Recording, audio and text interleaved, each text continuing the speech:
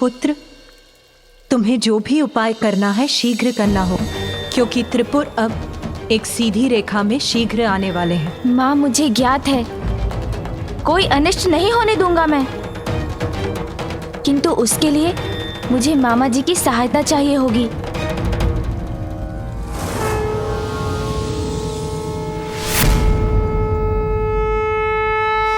मुझसे कैसी सहायता चाहते हो भांजे? मामा जी, त्रिपुरासुर के भीतर छिपी कुटिलता को उजागर करने में मेरी सहायता कीजिए। अपने भक्तों को दंडित करने में संकोच कर रहे हैं महादेव, इसलिए तुम मेरे पास सहायता के लिए आए हो भांजे। प्रभु शिव शंकर को अपने भक्तों को दंड देने में उसी प्रकार संकोच होता है जैसे एक उद्दंड बालक को सुधारने के लिए उसके स्नेही पिता को होता है। उचित है महादेव भोलेनाथ जो ठहरे। मामा जी, किंतु आप तो भोले नहीं है ना। आप तो सहज ही उन दुष्ट त्रिपुरासुर का वास्तविक रूप उजागर करने में सक्षम है, इसलिए उनकी परीक्षा लीजिए। मेरी विनती है, उजागर कर दीजिए उनका गुप्त भेद। त्रिपुर को मिटाकर अधर्म का नाश करने का यही एकमात्र अवसर है मामा जी। त्रिपुरासुर के मन का मैल सामने लाने के लिए मेरे तन का मैल ही पर्याप्त है।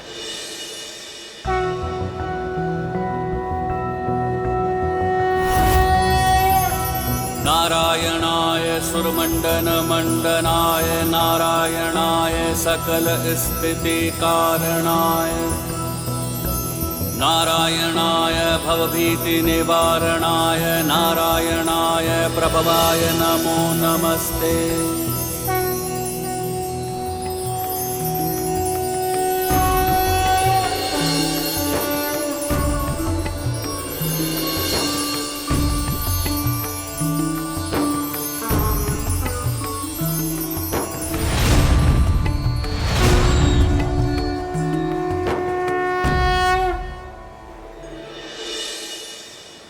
प्रणाम प्रभु।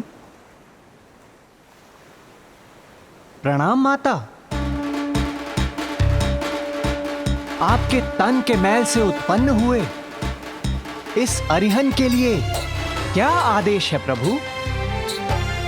गणेश के निर्देशानुसार मिथ्या भक्ति की परत के पीछे जो छुपे हैं उनके मन के मैल को सामने ले आइए।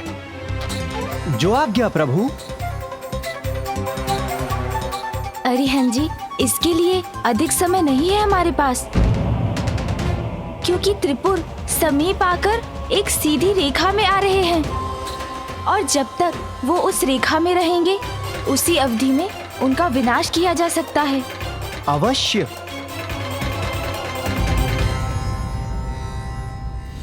त्रिपुर के एक रेखा में आने के पूर्व इन असुर सैनिकों को जीवित करूंगा। फिर त्रिपुर का कोई विनाश नहीं कर सकेगा।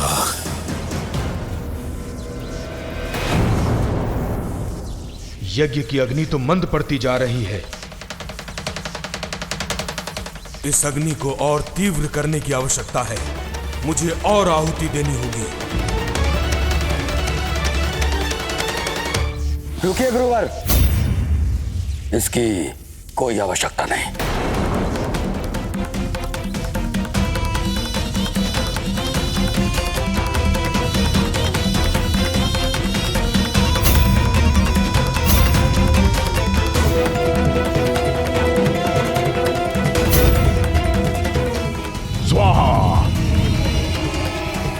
ओम नमो नमः। गुरुवर, अब ये यज्ञ कदापि नहीं थमेगा, शीघ्र ही चरम पर पहुंचेगा अपने। आप चिंता मत कीजिए गुरुवर, मैंने भंडार को पुनः यज्ञ सामग्री और घृत से भर दिया है।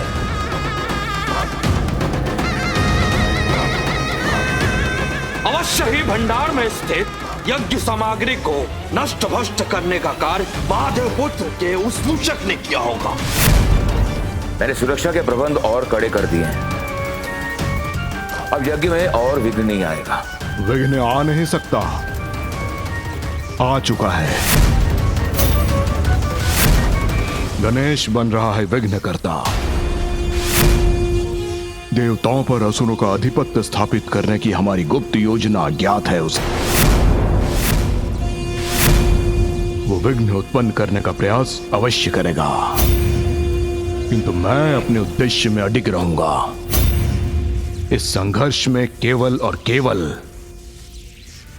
असुरों की विजय होगी। हम सावधान रहेंगे गुरुवर, परंतु आप व्यर्थ ही चिंता कर रहे हैं। जब तक महादेव की कृपा दृष्टि हम पर है, हमें कोई नष्ट नहीं कर सकता। ये भक्ति का ढोंग हमें तब तक और ढोना होगा जब तक हमारे पूर्व सीधी रेखा से पार नहीं आ जाते, और जिसके बाद सहस्त्र वर्षों तक हमारा कोई अहित नहीं कर सकेगा।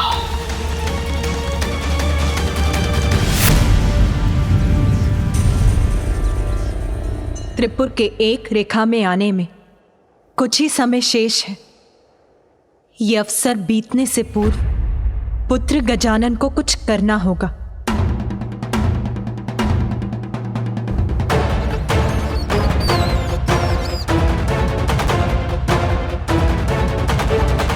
अरिहंत जी, आप मेरी योजना भली भांति समझ गए ना? हाँ माता पार्वती नंदन श्री गणेश, मैं न केवल आपकी योजना भली भांति समझ गया हूं, अपितु आपकी बुद्धिमत्ता और आपकी चतुराई का प्रशंसक भी बन गया हूं। धन्यवाद। किंतु स्मरण रहे, ये कार्य हमें नियत समयावधि में ही पूर्ण करना है। मुझे विश्वास है हमारी ये योजना अवश्य सफल होगी। अवश्य श्री गणेश।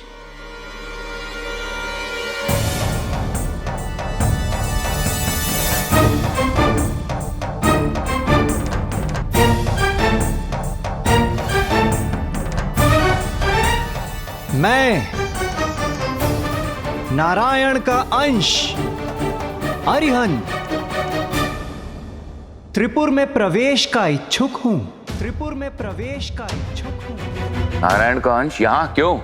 गुरुदेव शुक्राचार्य ने कहा था कि सावधान रहना, तो हम सावधान ही रहेंगे। अरिहंत से भयभीत होने की आपको आवश्यकता नहीं है। मैं तो यहाँ अपने नवीन मित्रों की सहायता हेतु आया हूँ। इसका भीतर आना वर्जित किया तो वंचित रह जाएंगे आप लोग उस दिव्य अमृत से। और यदि इस अरिहंत को प्रवेश करने दिया तो समस्त त्रिपुर वासियों के सुख और समृद्धि का एकमात्र स्रोत वो दिव्य अमृत, वास्तविक अमृत प्राप्त कर लेंगे आप।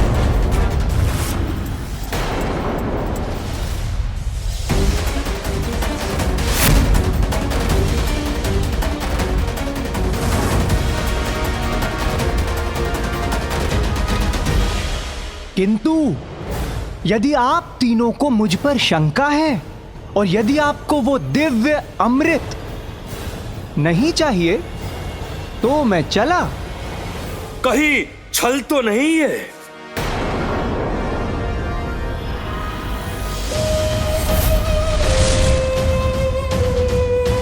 नारायण के अंश होकर उनके शत्रुओं के लिए अमृत क्यों लाए हो तुम? आपका कहना उचित है। अंश हूं उनका, मित्र नहीं, सेवक हूं उनका, किंतु शुभ चिंतक नहीं। जिस प्रकार आप असुरों को कोई भी स्वीकार नहीं करता, ठीक उसी प्रकार इस अरिहंत का भी तिरस्कार किया है स्वयं नारायण ने। नारायण के मैल से उत्पत्ति हुई है मेरी, इसीलिए मुझे अपनी स्वयं की इस उत्पत्ति को वो आप असुरों के समान मैल ही मानते हैं। और इसलिए यह स्वाभाविक है कि मेरी और आपकी मित्रता हो जाए।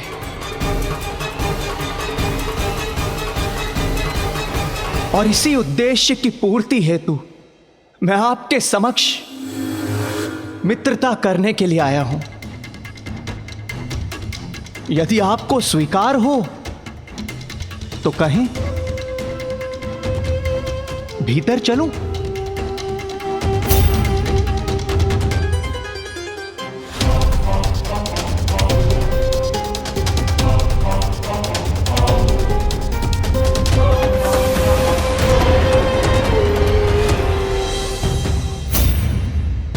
अरिहंत जी तो अपने बुद्धि के बल पर त्रिपुर के भीतर प्रवेश करने में सफल हो गए।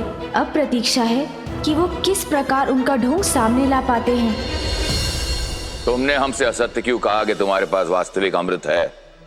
प्रतीत होता है तुम्हें महादेव पुत्र गणेश ने भेजा है हमारी योजना भंग करने के लिए।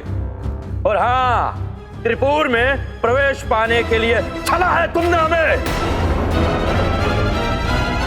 कान जी, भीतर क्या हो रहा है ज्ञात करने में मेरी सहायता कीजिए।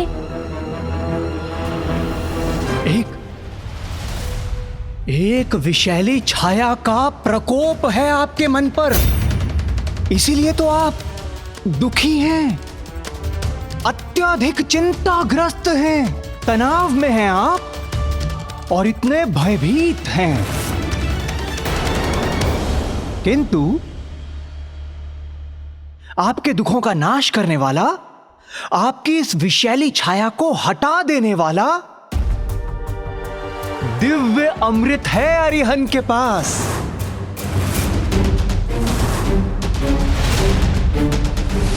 मूर्ख समझाया हमें। रुको भ्राता,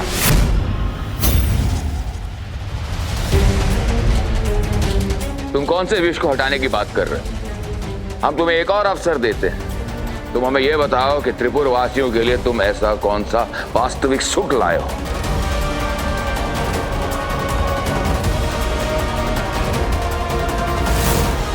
अरिहंत जी प्रयास तो कर रहे हैं, किंतु त्रिपुर की सत्यता जानना इतना भी सरल नहीं है। महादेव की भक्ति का ढोंग ये भी तो एक विष के समान ही है, किंतु उसी विष से मुक्ति दिलाने वाला दिव्य अमृत लेकर आया है अरिहंत।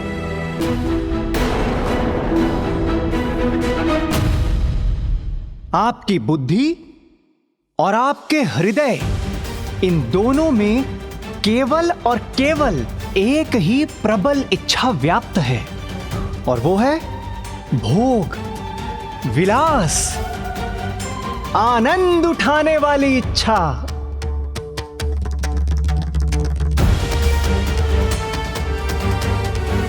किंतु सत्य तो यह है, ये सब कुछ होने के पश्चात भी आप लोग भयभीत होने के कारण दरिद्रों की भांति अपना जीवन व्यतीत करने के लिए विवश हैं।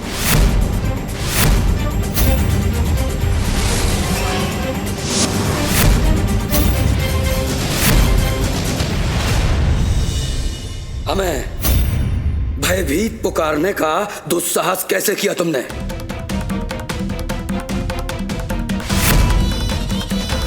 अरिहंत जी, आपको और भी युक्ति लगानी होगी।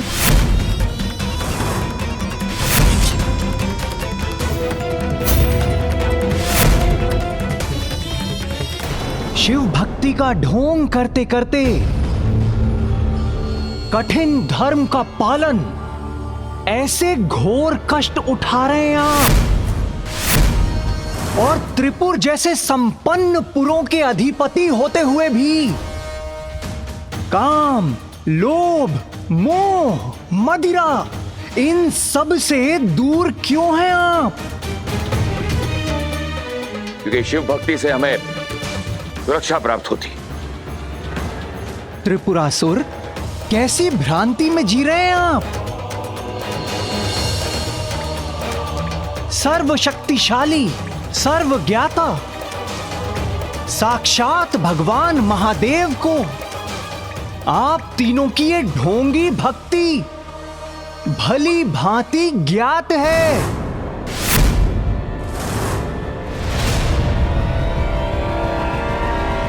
किंतु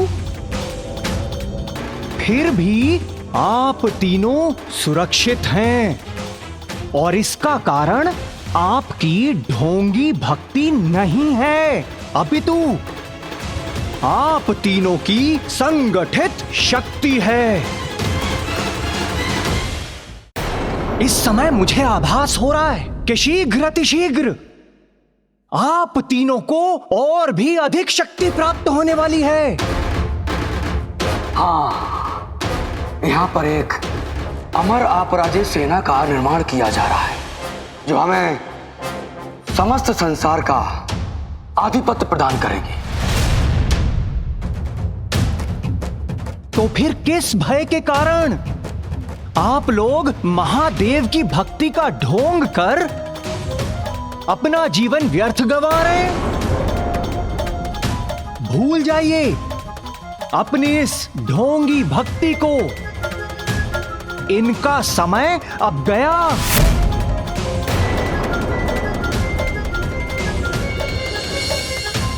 पहचानिए अपनी शक्तियों को। महाबलशाली त्रिपुरासुर हैं आप तीनों और इसलिए अपना जीवन अपनी इच्छा अनुसार जीना प्रारंभ कीजिए।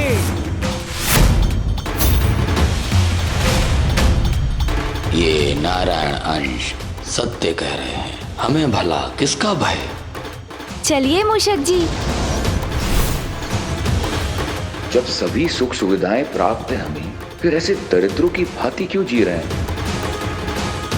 सत्य है, भक्ति में व्यर्थ कर रहे हैं अपना जीवन।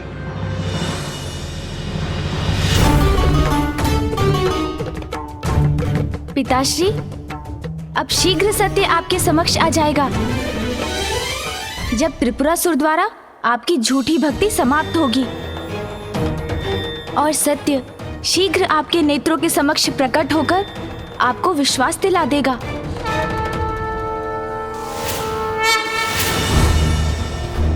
प्रतीत होता है कि हमारी योजना सफल हुई। मेरी बातों से प्रभावित हो गए हैं ये तीनों असुर।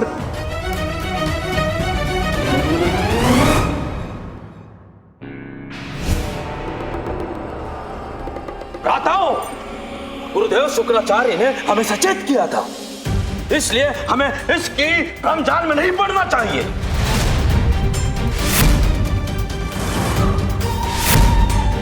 तुम्हें क्या लगा था कि तुम हमें हमारे भक्ति के मार्ग से इतनी सरलता से भटका सकोगे?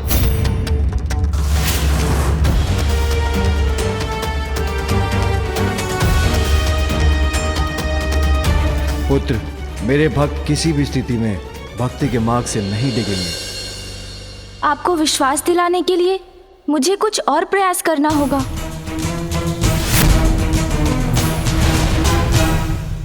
उचित है, उचित है। अरिहन को ऐसा प्रतीत हो रहा है कि आप त्रिपुरासुर उस दिव्य अमृत के सुख का स्वाद नहीं लेना चाहते और ना ही आप तीनों को मेरी बातों पर विश्वास है। इसलिए उचित होगा कि मैं यहां से प्रस्थान कर जाऊं।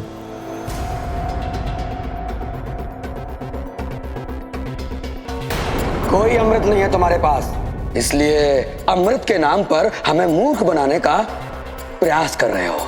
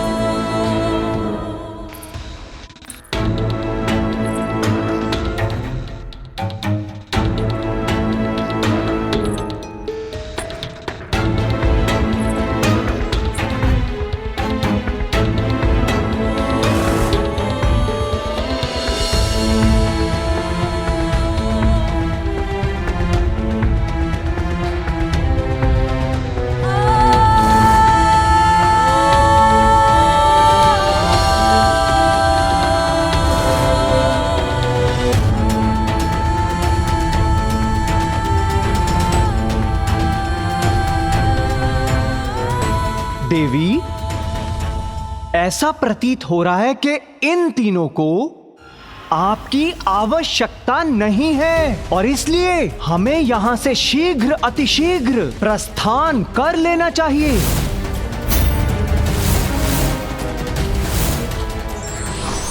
बुद्धिमान व्यक्ति वही होता है जो तब तक प्रयास करता है जब तक उसे कार्य में सफलता नहीं मिल जाती।